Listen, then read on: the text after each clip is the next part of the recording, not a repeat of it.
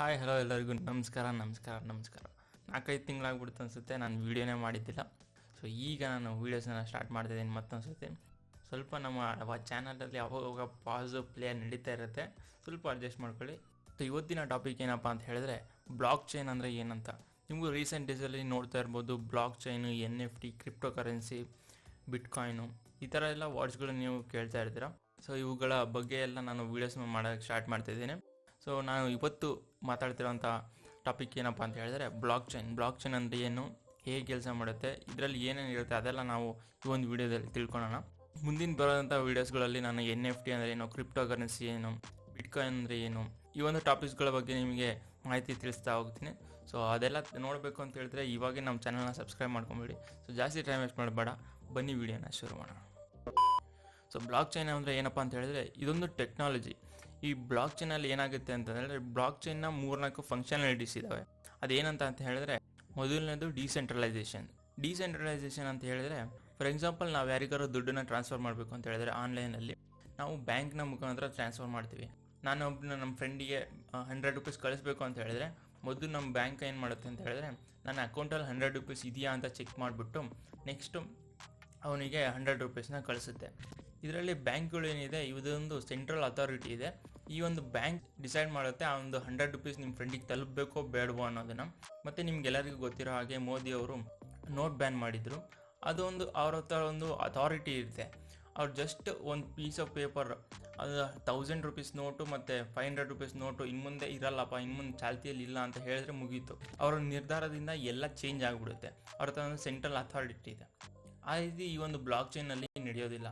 ಏನಂತ ಹೇಳಿದ್ರೆ ಬ್ಲಾಕ್ ಚೈನಲ್ಲಿ ಯಾವುದೇ ಒಂದು ಇನ್ಫಾರ್ಮೇಷನ್ನ ಸ್ಟೋರ್ ಮಾಡಿದ್ರೆ ಅದು ಜಸ್ಟ್ ಒಂದೇ ಒಂದು ಸೆಂಟ್ರಲ್ ಅಥಾರಿಟಿಯಿಂದ ಮ್ಯಾನೇಜ್ ಆಗಲ್ಲ. ಬ್ಲಾಕ್ ಚೈನಲ್ಲಿ ಯಾವ ಒಂದು ಇನ್ಫಾರ್ಮೇಷನ್ ಆ್ಯಡ್ ಆಗುತ್ತೆ, ಬ್ಲಾಕ್ ಚೈನಲ್ಲಿ ಕನೆಕ್ಟ್ ಆಗಿರೋ ಎಲ್ಲ ಡಿವೈಸಸಲ್ಲೂ ಆ ಒಂದು ಇನ್ಫಾರ್ಮೇಷನ್ ಸ್ಟೋರ್ ಆಗುತ್ತೆ.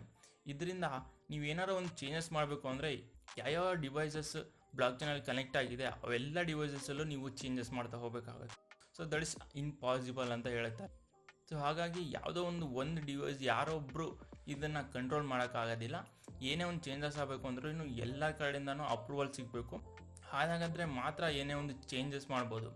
ಬ್ಲಾಕ್ ಚೈನಲ್ಲಿ ಯಾವುದೇ ಒಂದು ಇನ್ಫಾರ್ಮೇಷನ್ ಆ್ಯಡ್ ಆದರೆ ಅದು ಇರೇಸ್ ಕೂಡ ಆಗೋದಿಲ್ಲ.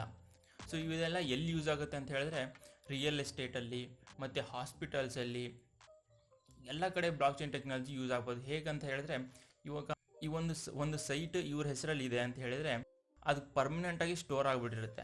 ಅದನ್ನು ಯಾರೇ ಕೂಡ ಅವ್ರ ಮನ್ಸು ಬಂದಿದ್ದ ರೀತಿ ಚೇಂಜ್ ಮಾಡೋಕ್ಕಾಗೋದಿಲ್ಲ. ಎಲ್ಲರ ಅಪ್ರೂವಲ್ ಆದ ಮಾತ್ರ ಚೇಂಜ್ ಮಾಡೋಕ್ಕಾಗುತ್ತೆ.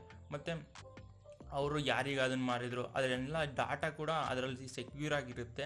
ಯಾರ ಹೆಸರಲ್ಲಿ ಯಾವುದಿದೆ ಅದನ್ನು ಪರ್ಮನೆಂಟ್ ಆಗಿರುತ್ತೆ, ಯಾರು ಚೇಂಜ್ ಮಾಡೋಕ್ಕಾಗೋದಿಲ್ಲ. ಈ ರೀತಿ ಈ ಒಂದು ಟೆಕ್ನಾಲಜಿ ಯೂಸ್ ಆಗುತ್ತೆ.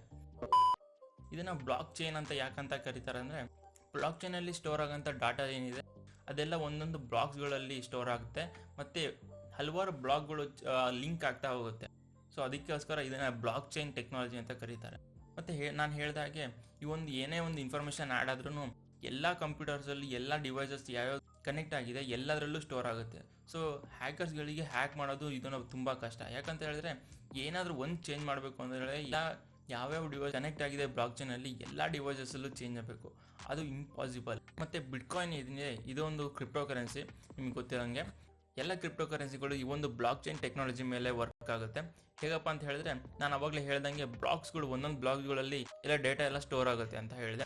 ಅದೇ ರೀತಿ ನಾವೊಂದು ಏನಾದ್ರು ಬಿಟ್ಕಾಯಿನ್ ಯಾರಿಗೊಬ್ಬರಿಗೆ ಟ್ರಾನ್ಸ್ಫರ್ ಮಾಡಿದೆ ಅಂತ ಹೇಳಿದ್ರೆ ಆ ಒಂದು ಟ್ರಾನ್ಸ್ಫರ್ ಯಾರಿಗೆ ಮಾಡಿದ್ರು ಆ ಒಂದು ಟ್ರಾನ್ಸ್ಫರ್ ಡೀಟೇಲ್ಸು ಅದೆಲ್ಲ ಒಂದೊಂದು ಬ್ಲಾಕ್ಗಳಲ್ಲಿ ಸ್ಟೋರ್ ಆಗುತ್ತೆ. ಇನ್ನೊಂದು ಅಡ್ವಾಂಟೇಜ್ ಏನಪ್ಪ ಅಂತ ಹೇಳಿದ್ರೆ ಇದರಲ್ಲಿ ಯಾರು ಈ ಒಂದು ಟ್ರಾನ್ಸಾಕ್ಷನ್ ಮಾಡಿರೋ ಅನ್ನೋದನ್ನು ಗೊತ್ತಾಗೋದೇ ಇಲ್ಲ.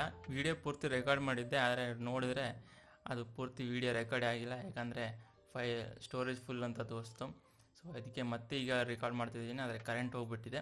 So anyway back to the topic. ಇದರಲ್ಲಿ ಒಂದಿಷ್ಟು ಡಿಸ್ಅಡ್ವಾಂಟೇಜಸ್ ಮತ್ತು ಅಡ್ವಾಂಟೇಜಸ್ ಇದೆ.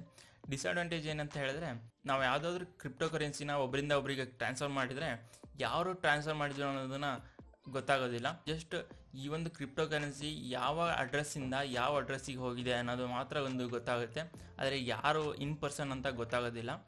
ಸೊ ಇದೊಂದು ಡಿಸ್ಅಡ್ವಾಂಟೇಜು. ಇದು ಅಡ್ವಾಂಟೇಜ್ ಯಾರಿಗೆ ಅಂತ ಹೇಳಿದ್ರೆ ಹ್ಯಾಕರ್ಸ್ಗಳಿಗೆ ಇದೊಂದು ಅಡ್ವಾಂಟೇಜು. ಅವರು ಆರಾಮಾಗಿ ಯಾರ ಹತ್ರ ಬೇಕಾದರೂ ದುಡ್ಡು ಇಸ್ಕೊಬೇಕು ಅಂತ ಹೇಳಿದ್ರೆ ಜಸ್ಟ್ ಬಿಟ್ಕಾಯಿನ್ ಮುಖಾಂತರ ಅಥವಾ ಯಾವುದೇ ಒಂದು ಕ್ರಿಪ್ಟೋ ಕರೆನ್ಸಿ ಮೂಲಕ ದುಡ್ಡನ್ನು ಇಸ್ಕೊತಾರೆ. ಅದರಿಂದ ಯಾರಿಗೆ ಹೋಯಿತು ಎಲ್ಲಿದ್ದಾರೆ ಅವರು ಏನು ಗೊತ್ತಾಗೋದಿಲ್ಲ. ನಾರ್ಮಲ್ ಯೂಸರ್ಸ್ಗೆ ಅಡ್ವಾಂಟೇಜ್ ಏನಂತ ಹೇಳಿದ್ರೆ, ನಾವು ಯಾವ್ದಾದ್ರು ಒಂದು ನಾವೇನಾದ್ರೂ ಅಮೌಂಟನ್ನ ಯಾವುದಾದ್ರು ಬೇರೆ ದೇಶದಲ್ಲಿರೋರಿಗೆ ಟ್ರಾನ್ಸ್ಫರ್ ಮಾಡಬೇಕು ಅಂತ ಹೇಳಿದ್ರೆ ಮೊದಲು ನಮ್ಮ ಕರೆನ್ಸಿಯಿಂದ ಅವರ ಯಾವ ಕರೆನ್ಸಿ ಇದೆ ಅದಕ್ಕೆ ಕನ್ವರ್ಟ್ ಆಗಿಬಿಟ್ಟು ಹೋಗುತ್ತೆ. ಸೊ ಅದರಲ್ಲಿ ಭಾಳ ಚಾರ್ಜಸ್ಗಳು ಆ್ಯಡ್ ಆಗುತ್ತೆ. ಆದರೆ ಬಿಟ್ಕಾಯಿನಲ್ಲೂ ಮತ್ತು ಕ್ರಿಪ್ಟೋ ಕರೆನ್ಸಿಗಳಲ್ಲಿ ಆಗಲ್ಲ. ಬ್ಯಾಂಕ್ಗಳು ಚಾರ್ಜ್ ಮಾಡೋಕ್ಕಿಂತ ಭಾಳ ಕಮ್ಮಿ ಚಾರ್ಜಸ್ ಇಲ್ಲಿ ಅಪ್ಲೈ ಆಗುತ್ತೆ. ಸೊ ಇದರಿಂದ ಬೇಗನೂ ಟ್ರಾನ್ಸ್ಫರ್ ಮಾಡ್ಬೋದು ಮತ್ತು ಈಸಿಯಾಗಿ ಟ್ರಾನ್ಸ್ಫರ್ ಮಾಡ್ಬೋದು. ಸೊ ಇದಿಷ್ಟು ಬ್ಲಾಕ್ ಚೈನ್ ಬಗ್ಗೆ ನಾನು ನಿಮಗೆ ಸಿಂಪಲ್ಲಾಗಿ ಹೇಳಿದ್ದೀನಿ. ನಿಮಗೆ ಈ ಒಂದು ವಿಡಿಯೋ ಇಷ್ಟ ಆಯ್ತು ಅನ್ಕೊತೀನಿ. ಇಷ್ಟ ಆಗಿದ್ರೆ ಲೈಕ್ ಮಾಡಿರಿ. ಮತ್ತು ಇದೇ ರೀತಿ ವೀಡಿಯೋಸ್ನ ನಮ್ಮ ಚಾನಲಲ್ಲಿ ನೋಡಬೇಕು ಅಂತ ಹೇಳಿದ್ರೆ ಈ ಒಂದು ಚಾನಲ್ಗೆ ಸಬ್ಸ್ಕ್ರೈಬ್ ಮಾಡ್ಕೊಳ್ಳಿ. ನಮಸ್ಕಾರ.